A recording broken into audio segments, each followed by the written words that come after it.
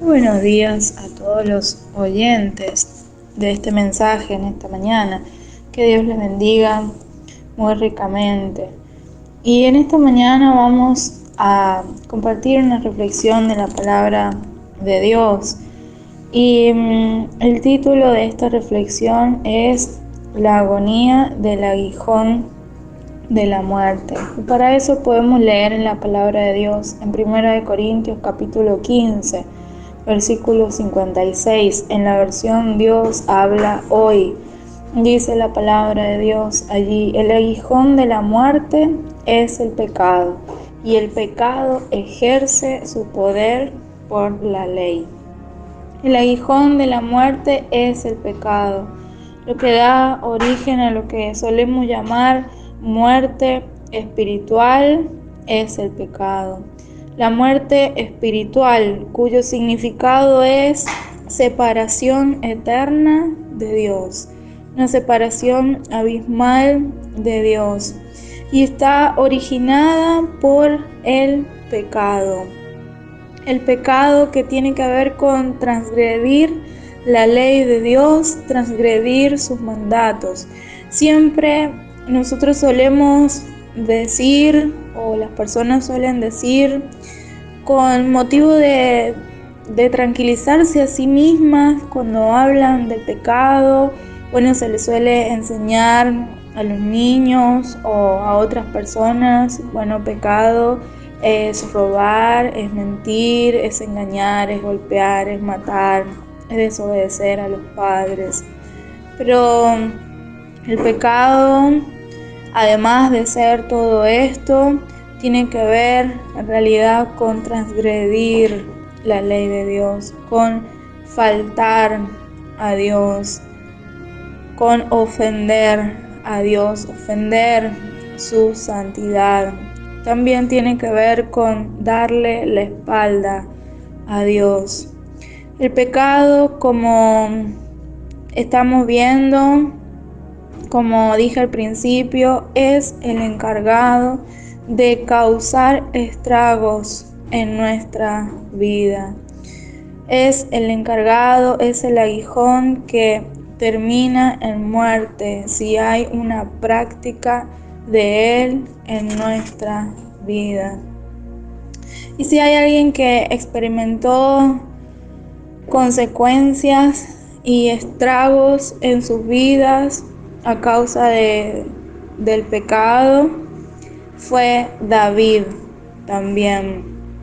Y él describe alguna de estas consecuencias, algo de lo que él estaba viviendo. Describe en el Salmo 38. Muchas veces, en reiteradas ocasiones, David vivió diferentes aflicciones muy profundas, y él lo aclara siendo inocente delante de Dios, siendo inocente de toda maldad y habiendo obedecido de todo corazón a Dios. Él fue afligido, él vivió diferentes aflicciones, diferentes persecuciones, diferentes tipos de problemas en su vida. Sin embargo, en este salmo, en este caso, David reconoce ante el Señor y ante todos, escribiendo este salmo, la realidad que él estaba viviendo. Él había pecado, pero no solamente esto, no solamente que había pecado, sino que David había reconocido que no había confesado su pecado, y hasta en cierto punto quizás se había negado a confesarlo delante del Señor. Y esa negación a hacerse cargo, a reconocer que en él había ese pecado, no especifica en este momento, allí la palabra de Dios en este salmo no especifica qué tipo de pecado era el que había cometido David, el que estaba cometiendo en ese momento, pero sí él mismo especifica hasta dónde lo había llevado el hecho de no confesarle al Señor el pecado que había en su corazón. Y esta fue la raíz de lo que llevó a David a experimentar grandes consecuencias, grandes estragos en su vida, una gran agonía que describe allí. Como explicité al principio, muchas de las veces David experimentó estos sentimientos profundos, estos problemas profundos, siendo inocente delante del Señor. Sin embargo, hoy David reconocía que había pecado. Y podemos ver algunas consecuencias, estragos del pecado en nuestra vida, pecados que quizás no queremos reconocer, no queremos hacernos cargo de ellos y que afectan nuestra vida espiritual, nuestra vida delante de Dios. En primer lugar, podemos ver que el pecado causa la ira de Dios. Y Él lo explica allí. Él dice en Salmos 38:1, dice: Jehová, no me reprendas en tu furor, ni me castigues en tu ira. David reconocía esto que causaba en él y en Dios, lo que significaba para el Señor el pecado. David sabía que había pecado y que por esta causa había venido y él estaba experimentando en su vida la ira de Dios. Él estaba experimentando una separación del Señor. Algunos comentaristas dicen que David reconoce que la mano de Dios estaba sobre él, pero él no pensaba que era sin causa. No se sentía víctima de la situación, por lo tanto no le echaba la culpa a Dios de eso que él estaba experimentando. David estaba experimentando la lejanía de Dios y probablemente era esa su mayor aflicción, probablemente no, de hecho para David era esa su mayor aflicción, experimentar la lejanía de Dios. Para quienes han podido experimentar el amor y la cercanía del Señor y Salvador Jesús, lo peor que pueden experimentar es la lejanía del mismo Señor, la lejanía de su Señor. Y para quienes no han conocido aún el amor, la cercanía, la salvación del Señor Jesús, también puede serlo, aunque no se den cuenta. Esto se convierte en una agonía prácticamente, porque Romanos capítulo 3, versículo 3, así lo dice también. Dice: por cuanto todos pecaron, están destituidos de la gloria de Dios, están separados, están lejos. Esa es la condición tanto del no creyente como del creyente que persiste en el pecado, que persiste en practicar ciertos pecados y en no reconocerlos delante de Dios. Están separados de la gloria de Dios, de la presencia del Señor, como sucedió allí en un principio. En cuanto a Adán y Eva, ellos decidieron desobedecer al Señor y quedaron lejos, quedaron fuera del jardín que Dios había hecho, que había preparado, de los planes que Dios había hecho y había instalado para ellos. Y David estaba sufriendo esta agonía, esta separación de Dios, pero por su propia causa, que él reconoce al final que es por su propia causa que estaba viviendo esto. En segundo lugar, podemos ver que el pecado, los pecados no confesados, no reconocidos, de los que no nos queremos hacer cargo muchas veces, pueden causar enfermedad también.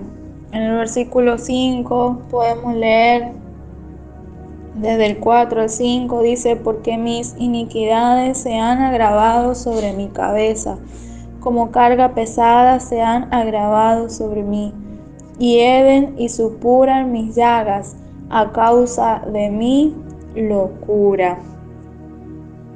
Algunos comentarios hacen alusión a una enfermedad del cuerpo que estaba viviendo David, causada por el mismo estrés que estaba viviendo en ese momento, a causa de esta gran aflicción que él estaba viviendo.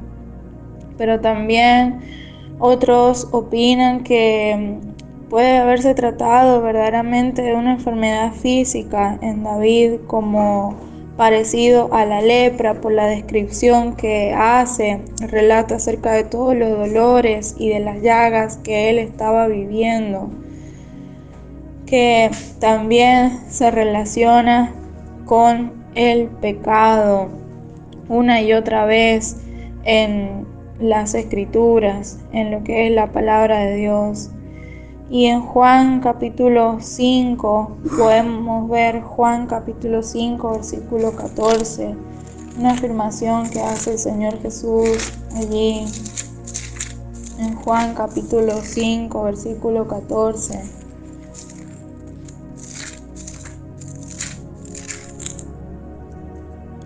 Dice: después le halló Jesús en el templo y le dijo: mira, has sido sanado, no peques más para que no te venga alguna cosa peor. Este hombre del que el Señor estaba ahí hablándole había estado paralítico por 38 años.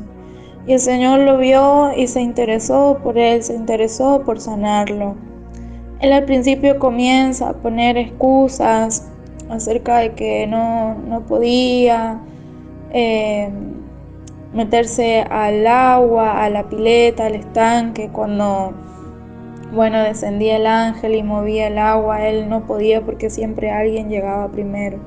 Sin embargo, el Señor insiste y lo sana. El Señor insiste en sanarlo, en perdonarlo. Pero después que el hombre recibe la bendición, el Señor le dice esto, le dice: ya estás sano, no vuelvas a pecar para que no te venga algo peor. Y así se nombran varios acontecimientos en los que el pecado, en los que la enfermedad en realidad tiene que ver con pecados no asimilados, con pecados de los que no nos hemos arrepentido quizás. David estaba experimentando llagas en todo su cuerpo y diferentes dolencias que él describe y que él luego reconoce a causa de su pecado. Él habla de sus huesos, él habla de fiebre en su cuerpo, diferentes cosas que estaban atacando a su cuerpo. Estaba hablando de la enfermedad. Y él después reconoce que el pecado era el que estaba causando todo eso en él, el pecado que él tenía, que debía confesar ante el Señor. En tercer lugar, el pecado puede causar tristeza y depresión en nuestra vida también. El versículo 6 al 8 del mismo pasaje, el versículo 6 de Salmo 38, el versículo 6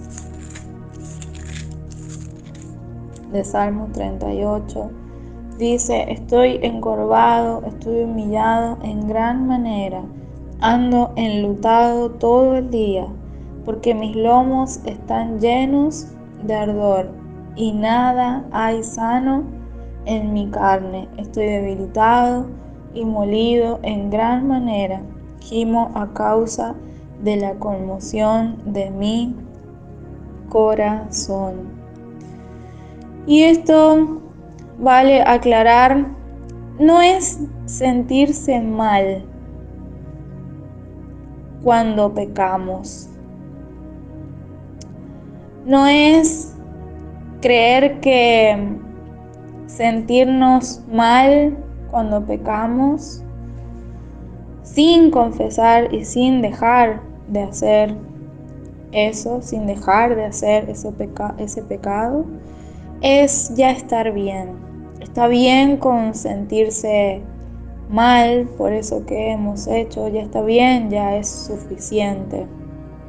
Eso no es lo que experimentaba David.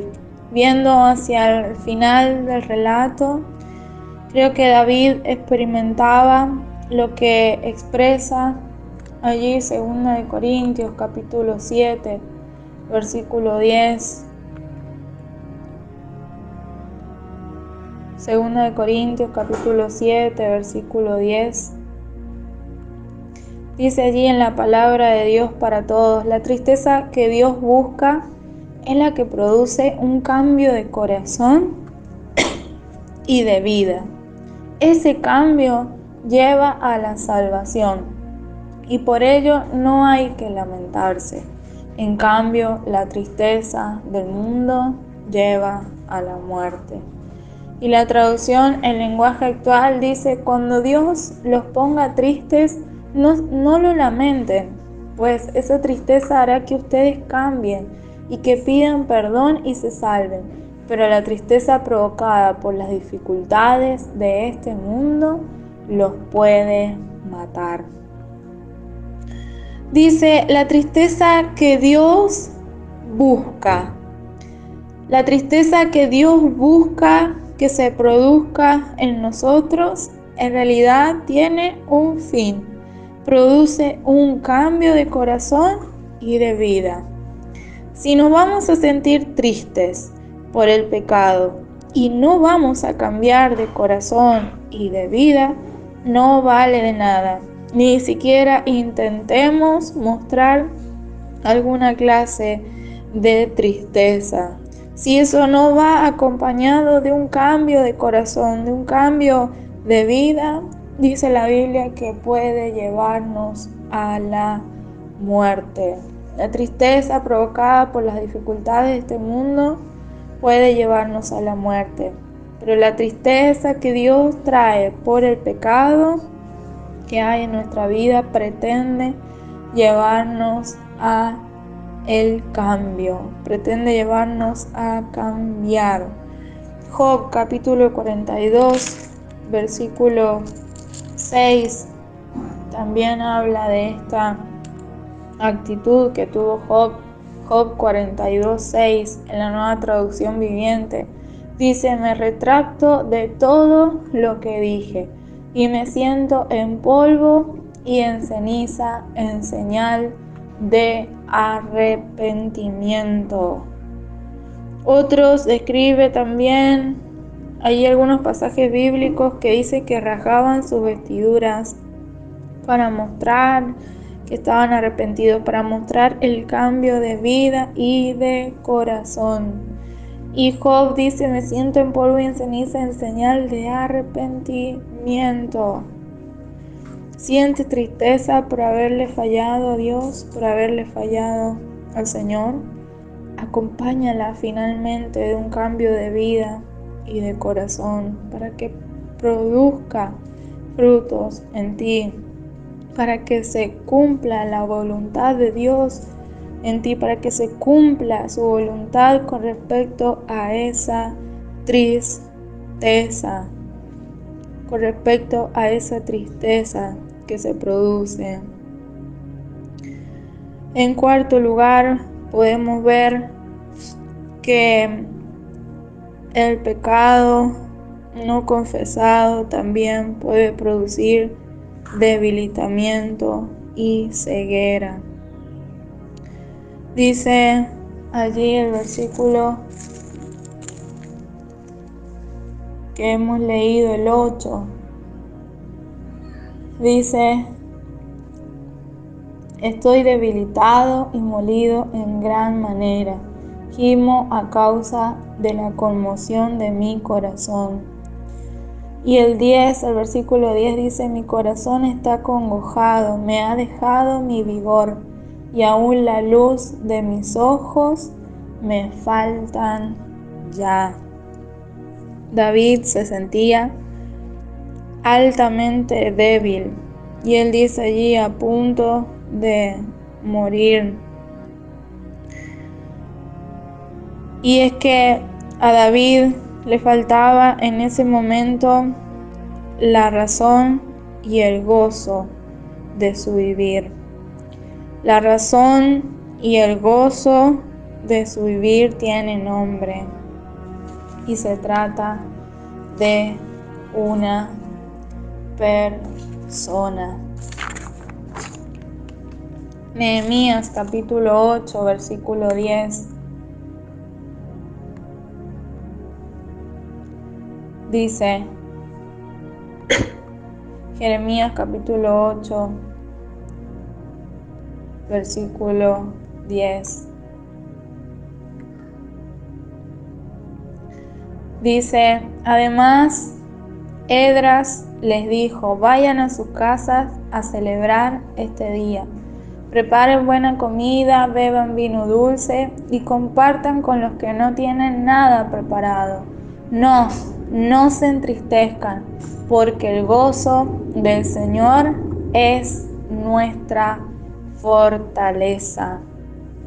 El pueblo debía alegrarse, porque el Señor les había permitido reedificar el muro de Jerusalén nuevamente, y porque también habían podido allí experimentar un renuevo por parte del Señor. Y allí Esdras les dice algo muy importante. Le dice: el gozo del Señor es vuestra fortaleza. Cuando no hay gozo del Señor, y otras traducciones dicen la alegría del Señor. Cuando no tenemos la alegría del Señor, la alegría de Cristo, no hay fortaleza, nos debilitamos en nuestra vida. Y David lo sabía muy bien. David sabía la importancia de vivir con este gozo, que era un gozo espiritual, no era un sentimiento, sino que era un gozo espiritual. Allí en Salmos capítulo 51, versículo 12, dice: vuélveme el gozo de tu salvación, y espíritu noble me sustente. Es la oración que muchos conocemos de David cuando él se humilla delante del Señor y pide perdón al Señor y pide por un limpio corazón. Y él habla allí del gozo de la salvación, hablando de un gozo espiritual, de algo espiritual que solo Dios podía dar, que solo la amistad con el Señor podía darle. Él conocía el beneficio de tener una amistad con Dios, de experimentar la salvación que viene del Señor, la amistad neta con Jesús. Se entiende que hay épocas en nuestra vida de tristeza, de bajón, quizás de dificultades, pero eso nada tiene que ver con el gozo que nos da el Señor, con ese gozo espiritual que nos permite tener fortaleza, que es fortaleza para nuestras vidas. David había perdido ese gozo que le daba la amistad con Dios a causa de negarse a confesar su pecado.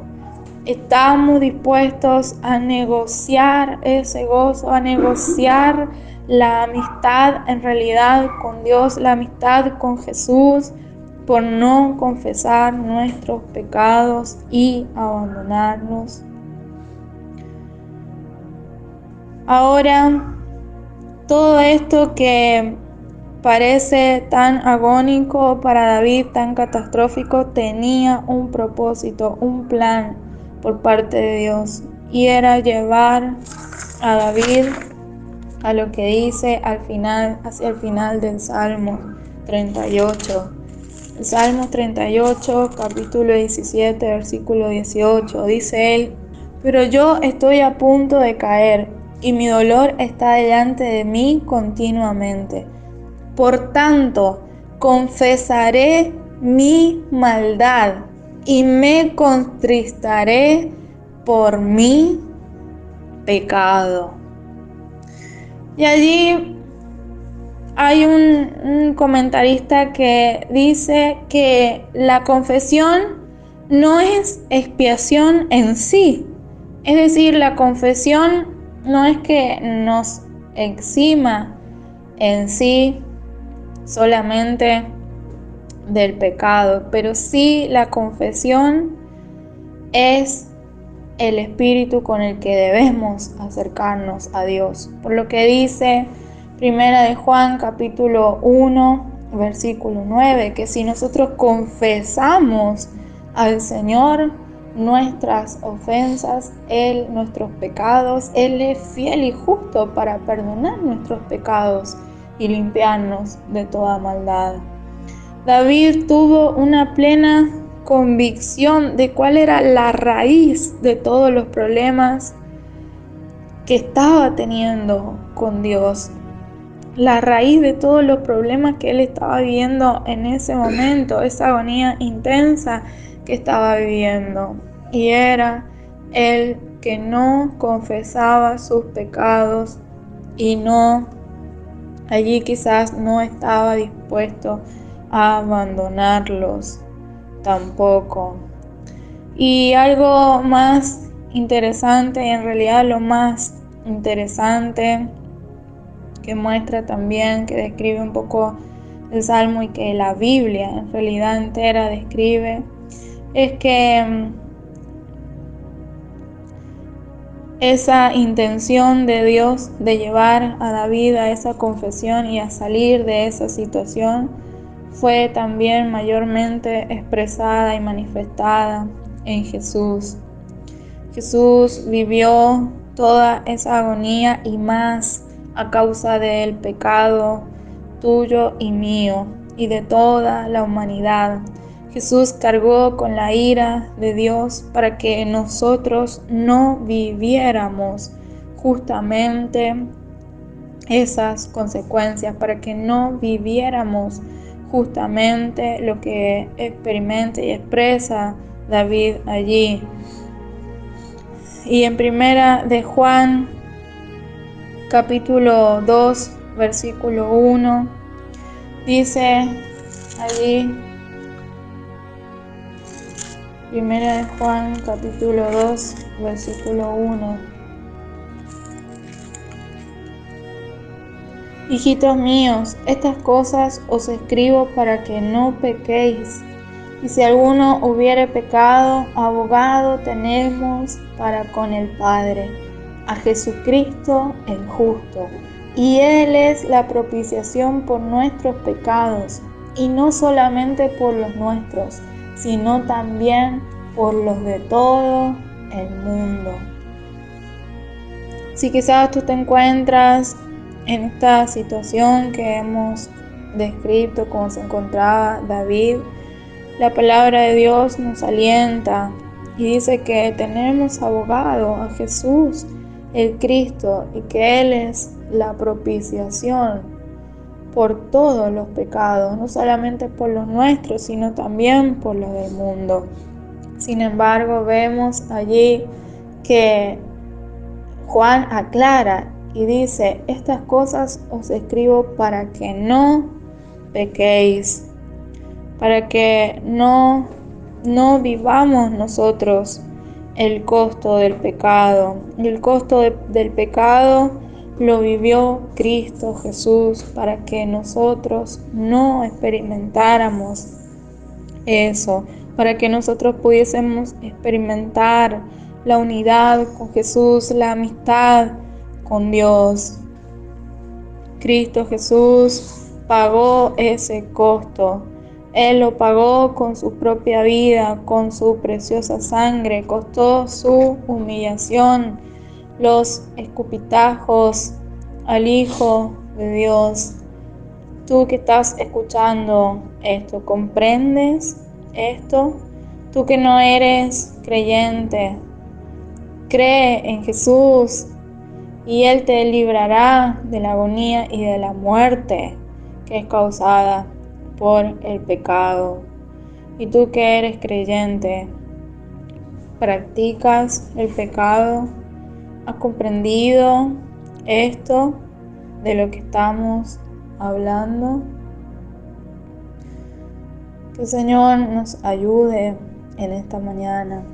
Si hay pecados en nuestra vida que nos negamos a confesar, que no queremos hacernos cargo, en donde reina nuestra propia justificación, en vez de que reine la justificación de Jesús.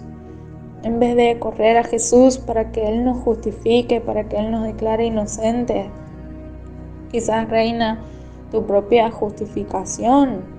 El hecho de no quererte hacer cargo de tus pecados, de tus maldades delante de Dios. Pero vemos que todo esto trae consecuencias graves y que lo único que nosotros tenemos que hacer es poner nuestra mirada en Jesús, poner nuestra confianza en Jesús, confesar nuestras maldades y también abandonarlas. El Señor hará libre a nuestra vida, nos hará libre de todas estas cosas que quizás podemos estar viviendo o no, pero que el Señor mismo quiere librarnos de ellas. Podemos orar al Señor en esta oportunidad para cerrar esta reflexión. Señor Jesús, te damos gracias. Gracias, Cristo, porque podemos ver, Señor, una vez más lo gravísimo que es que more el pecado en nuestro corazón. Jesús, nosotros tenemos la tendencia a pecar, Jesús, tenemos la tendencia a desobedecer. Cristo, pero tú dijiste que el pecado ya no iba a reinar en nosotros, ya no iba a gobernar en nosotros, gracias a que lo venciste en la cruz del Calvario. Señor, y el pasaje que leímos al principio, allí en 1 Corintios 15:56, termina diciendo allí Pablo: mas gracias sean dadas a Dios, que nos da la victoria por medio de nuestro Señor Jesucristo. Cristo, tú nos das la victoria, podemos darte gracias porque nos das la victoria, Señor, por medio de tu muerte, de tu resurrección, Jesús. Pero tú nos das la victoria, Señor, si nosotros confesamos y abandonamos, si nosotros dejamos de justificar, Señor, muchas cosas que, Señor, están allí, están generando muerte, Señor, en nuestras vidas. Jesús, que en esta hora podamos reconocer, tú puedas traer luz a nuestra vida, podamos correr a ti, que tu sangre nos limpie, Señor, y que tu Espíritu Santo, Señor, restaure también, obre en cada herida, Señor, en cada herida dejada por el pecado de Cristo. Pero que hoy, Señor, muchos Cristos puedan tomar la decisión, Jesús, de correr hacia ti, Señor, de ser agradecidos, Jesús, porque pagaste el precio, Señor, sufriste la agonía, Señor, sufriste, Señor, el peso del pecado. Jesús, David allí expresaba y decía: no puedo llevar más esta carga. Jesús, esa carga la llevaste tú, Señor, pero debemos correr a ti, Señor. Te damos gracias en esta hora y dejamos todo en tus manos. Si ha escuchado esta reflexión y quiere contactarse con nosotros, puede hacerlo a través de las diferentes vías, a través de Facebook, a través del celular, del contacto que hemos dejado allí. Y que el Señor les bendiga ricamente en esta mañana.